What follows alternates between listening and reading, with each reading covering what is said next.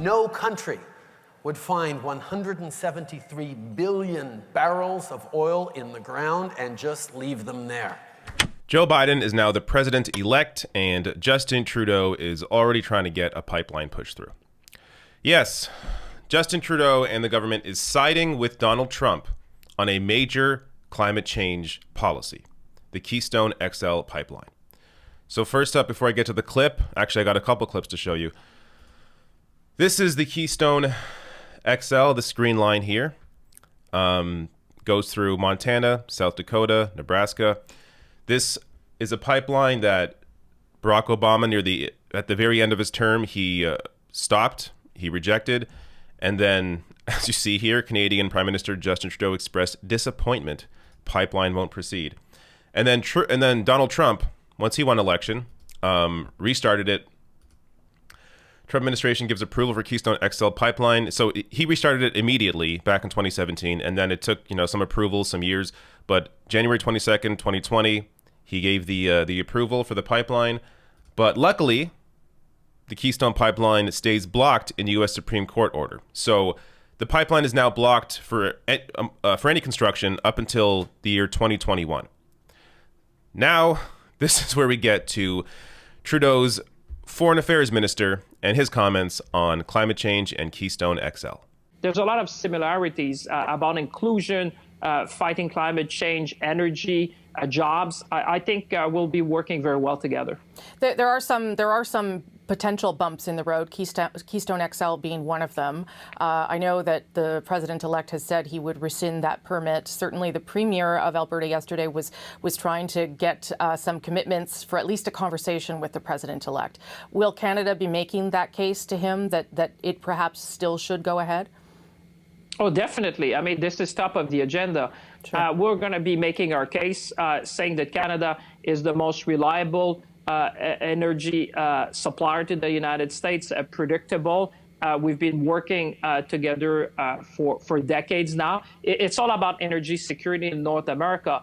This is true for Keystone XL. This is true for electricity in the East Coast. We're going to be looking more at a North American perspective. I often said, we need to move to buy North America, to look at what we can do together. And the energy sector, when you have a country like Canada who has a price on carbon, who's going to net zero by 2050, I think those are the type of arguments that should be appealing to the U.S., the new U.S. administration. All right. This is the Trudeau government. Now, for a lot of us that have been paying attention, this is not surprising. But if you've had on the, rose-colored glasses, you may have been under the assumption that Justin Trudeau was actually pushing to end fossil fuel production.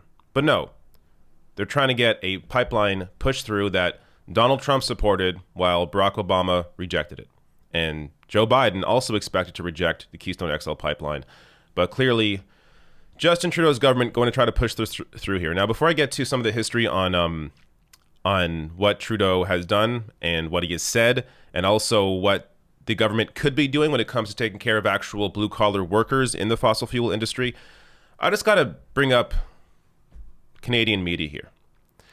Rosemary Barton on CBC, instead of asking a question from the perspective of the science, that we have to be serious about ending this climate crisis, it's the perspective of massive corporations, massive fossil fuel companies. Canadian media, while not as bad as American media, still pretty bad. In their world, status quo equals good, as opposed to actually challenging the government to look at the science and do what is necessary. Now, as I said, that doesn't mean you can't look after the workers. In fact, I think one of the biggest issues that we have had when discussing the issue of the climate crisis is forgetting that there are a lot of people that are against what we want to do because they assume that the end of the fossil fuel industry means the end of their careers, which it doesn't. In fact, if you go and look at the Bernie Sanders Green New Deal platform, he would guarantee, or would have guaranteed, up to 5 years of wage guarantee. Full pay. Whatever you were making in the fossil fuel industry as a blue-collar worker, you'd be covered, be making that for the next 5 years while you were given free training, You'll receive either a 4-year college education or vocational job training with living expenses provided. Also, health care provided through Medicare for all, which, of course, they don't have single payer in the U.S. But this would be the actual approach. This would be the approach needed when it comes to understanding the transition away from fossil fuels, that you have to take care of the blue-collar workers. It is not their fault that that is the industry they work in. You have to ensure that they're taken care of, that they're given proper retraining in a new field, make the most sense to work into or work in renewable energy, as it would still be hands-on work, and ensure that their lives are taken care of while there is that transition away from fossil fuels. Now, let me show you a clip here. This is 4 years ago. Justin Trudeau's comments on oil. As I said on the very first trip to the oil patch back in 2012, no country would find 173 billion barrels of oil in the ground and just leave them there.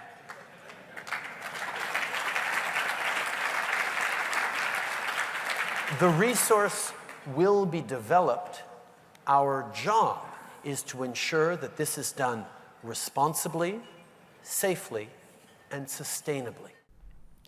No country would find 173 billion barrels of oil in the ground and leave them there.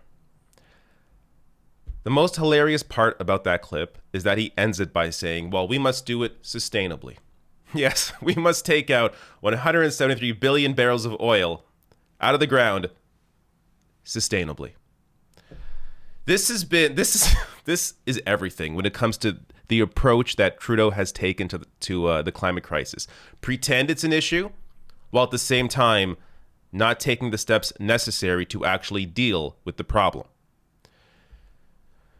More here from the Norwal. Canada's fossil fuel subsidies amount to $1,650 per Canadian. It's got to stop. Prime Minister Justin Trudeau's vow to phase out inefficient subsidies for coal, oil, and gas still hasn't happened. This is as of last year, but still the case, despite the escalating costs of the climate emergency. They say here, the Canadian government under Trudeau has made some positive climate progress, but many Canadians feel the Prime Minister's position on the fossil fuel industry conflicts with his climate commitments. Trudeau has been a firm supporter on the extraction of carbon-intensive fossil fuels from the Alberta oil sands, and his government even took the extraordinary step of buying the Trans Mountain pipeline for $4.5 billion one day after declaring a national climate emergency. And I covered that on the channel back when it happened. A 2009 Government of Canada report says our country, on average, is experiencing warming at twice the rate of the rest of the world, and northern Canada is heating up at almost 3 times the global average. Bill McKibben, climate activist, journalist, his piece in The Guardian here 8 months ago. When it comes to climate hypocrisy, Canada's leaders have reached a new low. Now, this was in discussion around the Tech Frontier mine, which ended up being stopped, but his overall point here still stands. The only rational response would be to immediately stop the expansion of new fossil fuel projects. It's true that we can't get off oil and gas immediately. For the moment, oil wells continue to pump. But the Tech Frontier proposal is predicated on the idea that we'll still need vast quantities of oil in 2066 when Greta Thunberg is about to hit retirement age. So this also, by the way, applies to Keystone XL, which has a 50-year lifespan or more. So the idea of that we have to deal with the climate crisis right now, yet still building new fossil fuel projects is obviously hypocritical and completely insane. If an alcoholic assured you he was taking his condition very seriously, but also laying in a 40-year store of bourbon, you'd be entitled to doubt his sincerity, or at least to note his confusion. Oil has addled the Canadian ability to do basic math. More does not equal less, and 2066 is not anytime soon.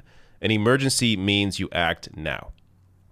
So, look, the one potential here from the comments made by the Foreign Affairs Minister is that it's possible this is just rhetoric.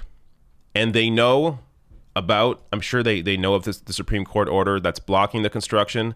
And right here, they're going to pretend that it's, a top agenda item to try and get this pipeline pushed through as a way to try and speak to, Alberta, essentially, the Alberta vote. But ultimately, I think they understand this is going to be tough for them to get this through. At the same time, that is being very charitable because based on the Trudeau government's record when it comes to these new fossil fuel projects, it's not good. So I actually don't think this is just rhetoric. I do think they're going to try and push Biden to approve the Keystone XL. But ultimately, I hope they're going to be hamstrung by the fact that it's already been blocked in the courts.